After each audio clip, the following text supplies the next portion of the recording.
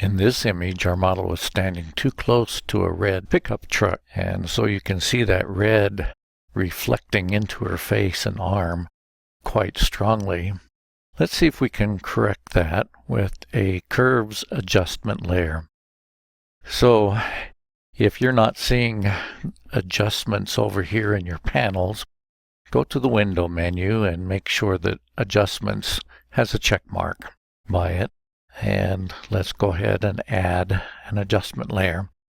Now our problem is in the red channel, so I'm going to switch to the red channel and get my little favorite tool here. This is the click and drag to modify the curve right in the image itself. So you can click anywhere on the red face, and if you drag up, that's going to set a point in your curve. And if you drag down, that's going to remove the red. Or if you drag up, that's going to increase the reds in it. Of course, we want to drag down. So that's removed much of the red in there, but it's also darkened her face. So let's go back to the RGB channel, and using that same tool, let's click in her face and drag up. You can see that's made quite a difference.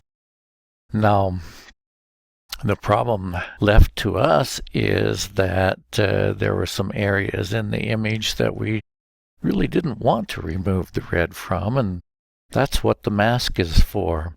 So if I grab my brush tool and make sure that I have black paint chosen, I can make a very big soft brush by using my right square brackets key.